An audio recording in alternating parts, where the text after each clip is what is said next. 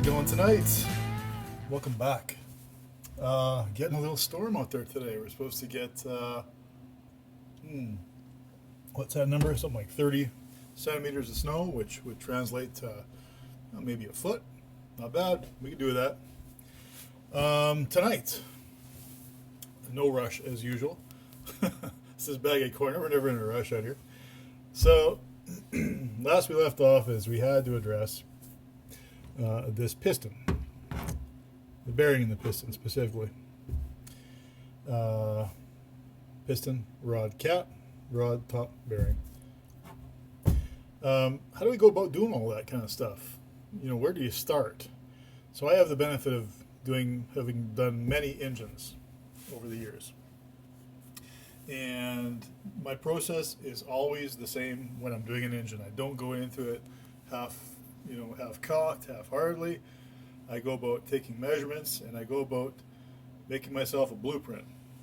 You don't have to make a blueprint if you don't want to. You don't have to take any measurements. You can get your old Makita drill out and start hogging away. And I don't know, you might get lucky. Good for you. I never get that lucky. So here's the deal with this. We realized that there's a ton of room inside that bearing, and in here is a crank pin. See that pin right there? That's not really it's called a crank pin. Just believe me.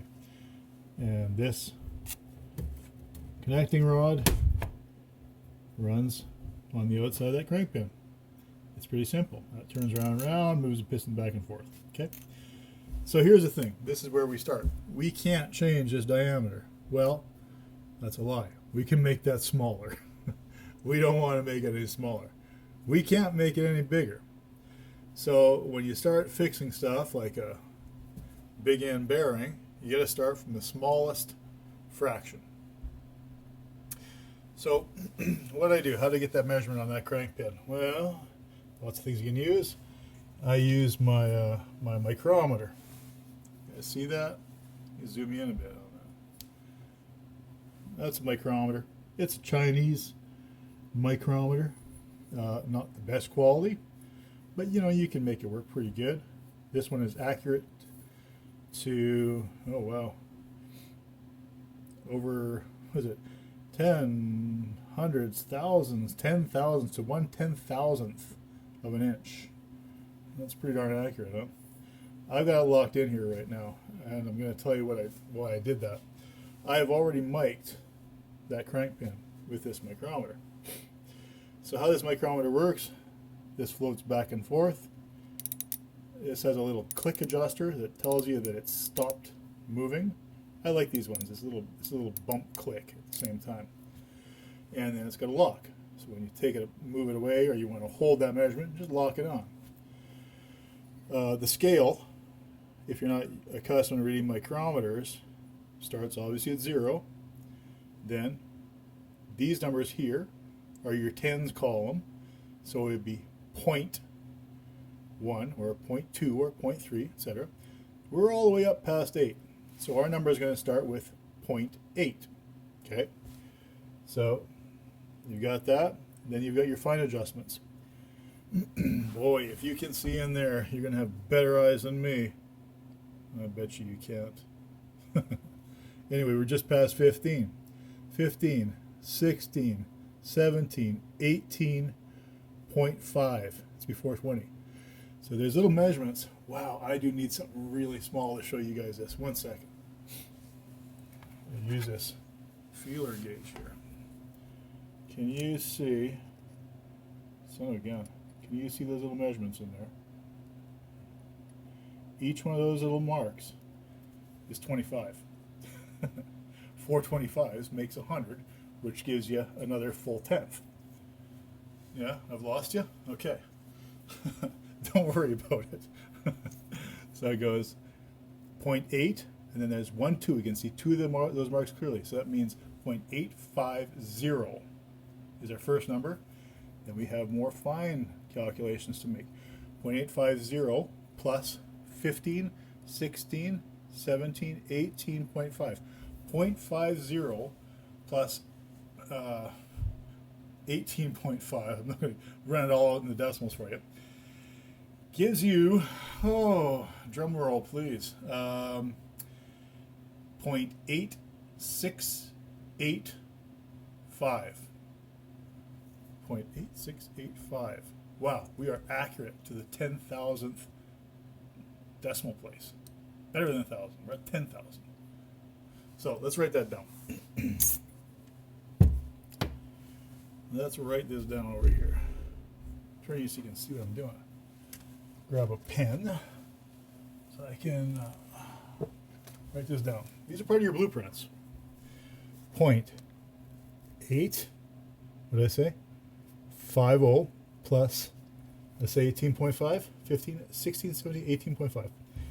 So 0.8685. Probably no need to be accurate to the 10,000th. Pretty important to be accurate to the thou, though. So it's nice to know if you're on the upside or the downside of the next thou.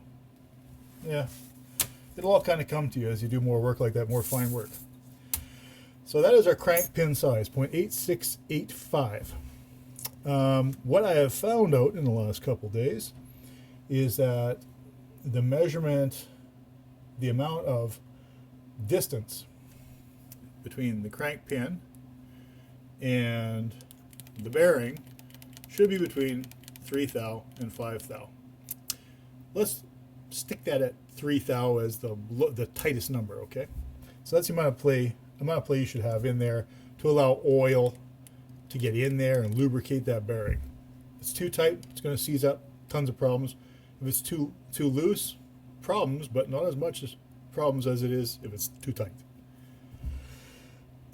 If we add 3 thou to this, let's just round this up, okay, to 0.869. If we add 3 thou to that, we get 0.872.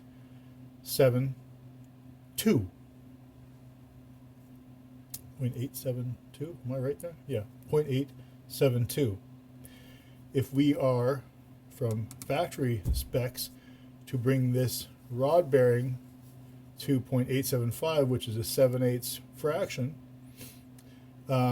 we would be at 3 thou, actually. So, you know, the other day I was talking about, well, that pin is probably wore a bit. You know, it might be wore a little bit, but it's probably not wore much more than a thou, or maybe 3/4 of a thou. So if, like I say, you take 3 thou, add that on there. Oh, what am I talking about? I'm wrong, sorry.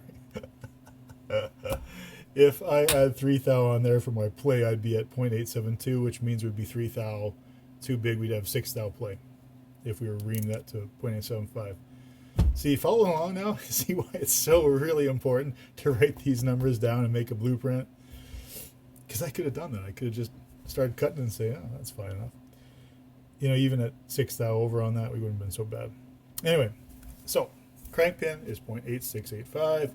Rod bearing is at 0.880. I've measured that already. It's a bit of fussy work. Take your time. Take measurements.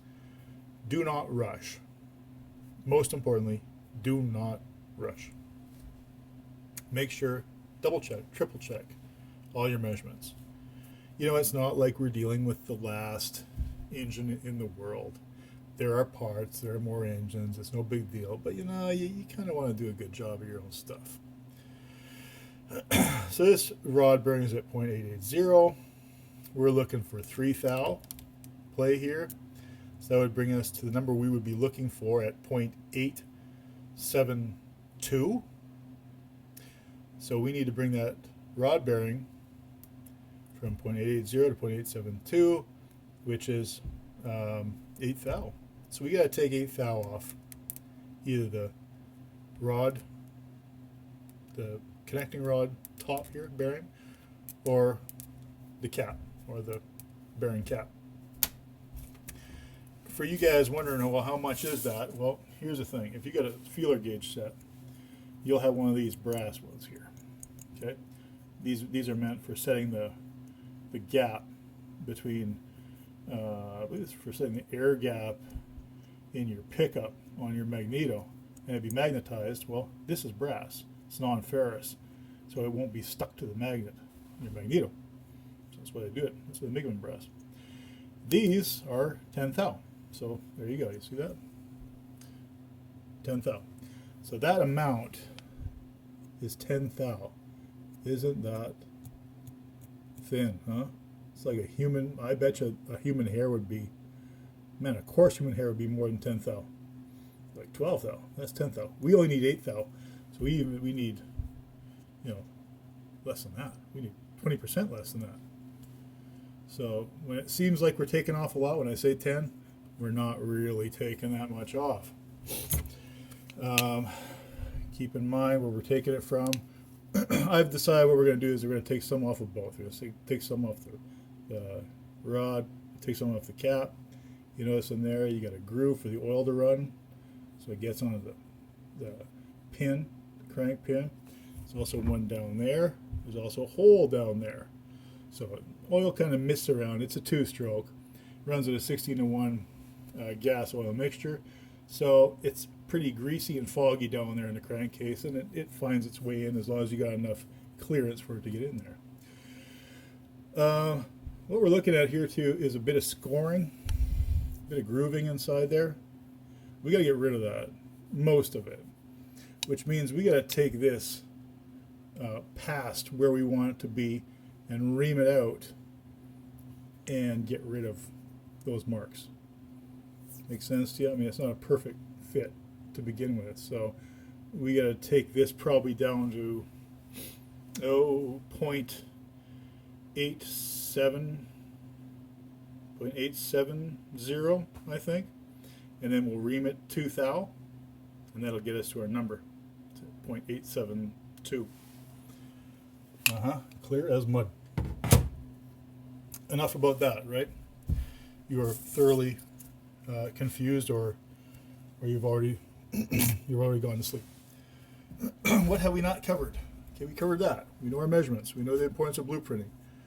When we're blueprinting, we also write down things like what we're going to start by doing.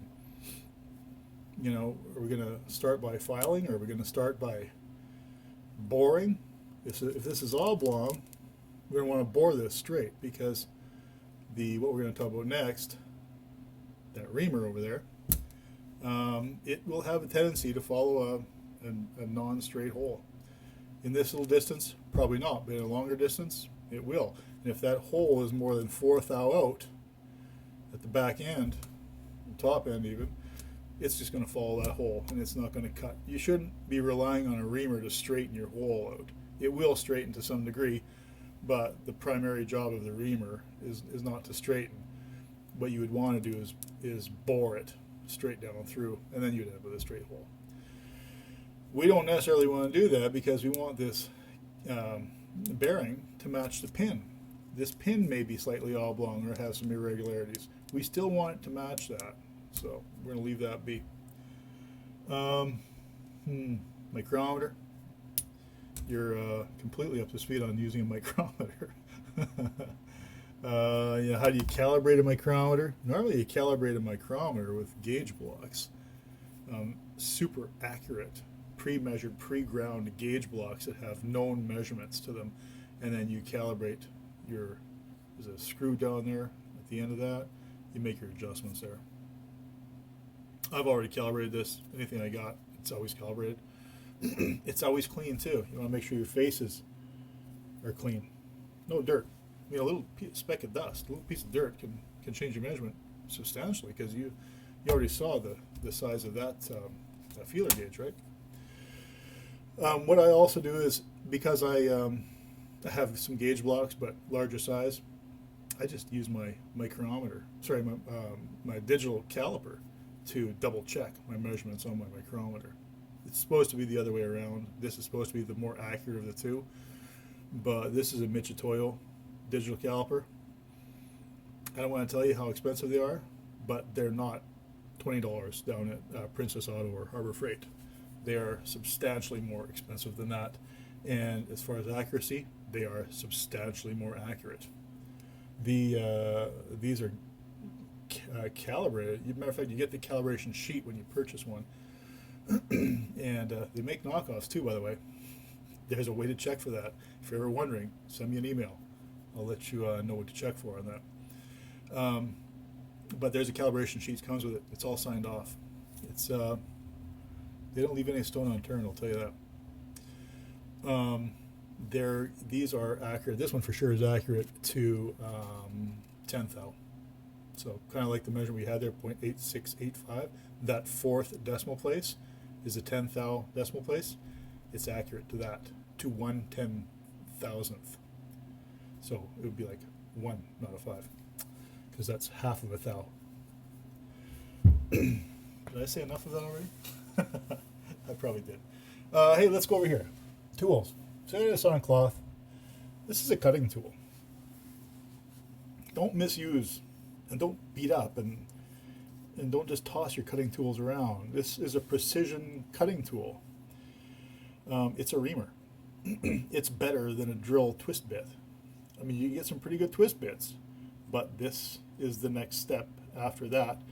After reaming, the next step in accuracy would be honing. We're not going to do any honing, but reaming is far substantial to drilling with a twist bit. I keep mine really clean. Yeah, I've seen them before where they are absolutely littered with shavings and dirt, and when I go to use this, I can move these cutting tools, these cutting edges. I can slide them back and forth. I can adjust this all by hand. And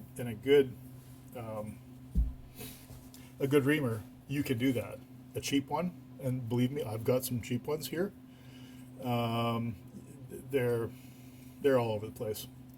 Even when you take measurements to check your cutting heights of your cutters there, they're all over the place. At best, they barely pass, and they're barely better than a twist bit. But these ones, just take these apart, take this off, take this off. There's a couple caps here. Take those off. Take your cutters off. Wash it in solvent, and reassemble it. How this works is, do I have a pair of pliers, or not a pair of pliers? Do I have? Yeah, I do have one. I thought I was prepared for this. What the hell? This is not a straight reamer. This is not a spiral reamer. This is an adjustable reamer. It's also not a taper reamer. However, there is an element of taper to this reamer. This is the top of the reamer. You put a tap handle in there, or an adjustable wrench, whatever you want to use. It's a hand reamer. It's not meant to be powered by anything more than your hand.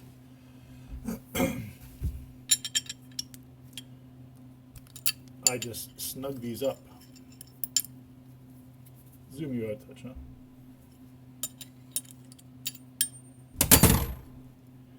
If you need to go, so these have a variance. So the variance on this reamer, good thing I brought that up, is 13/16 to 7/8.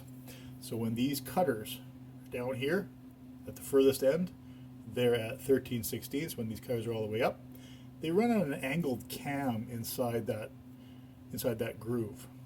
When these are all the way up, you'll be then at 7/8, or 14/16, in other words. So low end is 13/16, upper end is 14/16, so you got a full 1/16 of adjustment. We're looking to set this at 7/8, somewhere there, actually less than 7/8, which would be 0.875. So 0.875 is the number you'd have in digital format. Sorry, digital? Decimal. We're in the digital age. Decimal format, way up at the top there. Slide these up. Turn these. Make sure they don't fall out on you. And that just slides them all the way back up there again. And you snug it. Basically, these will snug up against that. Then you just snug this one up. So either way you want to go. How do I use the reamer? Well, do I have to lubricate the hole? Ooh, big question. Do I have to lubricate the hole? Oh, too much fun in tool land. Here's what I use. I use this stuff. Put it down on a soft rag. Don't dull the blades. That's what I use. I use Cool Cut, Walter Cool Cut. I use a lot of Walter products. I use a lot of Walter twist bits because I'm always cutting stainless. I'm always drilling stainless. I like Walter products. They're high quality and they're not cheap. And rarely are they if they're high quality, right? I used Cool Cut for tapping, for threading, for drilling. This stuff is really good for aluminum and non-ferrous stuff like brass and bronze. This is a paste style. Brand new tube. Just barely been there. I just smear it on. Cut. I also use it on the lathe. It's a good product. It doesn't drip everywhere. You could use, there's lots of different lubes and cutting fluids like Power Tap, Tap Magic, a billion iterations of the word with tap in there because no one would ever know what the hell you were doing, I guess, otherwise. So anyway, that's what you use for lubricate. By the way, if you're reaming cast, no need to lubricate. The carbon in the cast will provide the lubrication for you, so nothing there. As I take a sip. Thirsty. Boy, I sure hope it's still snowing out there. What else? Covered that. Covered the reamer. Oh, how do you use a reamer, right? I did tell you before that there is a certain element of taper to this reamer. And there is. So, on the bottom end, the measurement on your cutting portion, which, by the way, when you're measuring, I measure mine with my digital calipers. I kind of stick it on there. You don't just measure on the flat, you take it on the side because it's the side edge that makes the cut. So you need the furthest distance. This has a slight taper, so it will self-guide in the hole. If the overall was, let's say, 0.875, then 0.875 on these cutters would be found somewhere between half and 3/4, and 0.872 or somewhere around there would be found at the bottom edge. That way it can feed in. Does that make sense to you? Smaller there, bigger there. Also, you'll find that these are smaller towards the top, and that's just for chip movement. So all the pieces of metal can get out of the hole and clear the hole for chip clearing. That is more than you want to know about reamers, isn't it? Buy good tools. I covered like order of operations, detailed down. When you're done getting your measurements, write it down step by step. First thing I'm going to do, and think it through. Second thing, third thing, think it through. Think it through again. Play the whole thing through in your mind and look for possible flaws or possible places where the whole thing can go crazy, and you can say to yourself, oh, why didn't I do this first? Or why did I do this second? Why did I do this and ruin everything? Yeah, I've been there. It's frustrating, and you want to hang yourself. That's about it, guys. Cutting. Cutting. With a reamer, you only cut one way. You only also withdraw one way. So you cut clockwise. When you remove the reamer, you remove it clockwise. If you go the other way, these blades, these cutting blades, they'll be finished. You might get away with that once or twice, but you won't get away with it over and over. They'll be dull. They'll just smooth off the face or smooth off the top of that sharp edge. Only ever go in a cutting fashion clockwise. Take my word for it. That's it for tonight, guys. Long enough little movie. The next video coming your way will be me actually filing the cap and following the conrod side of that bearing and cutting it.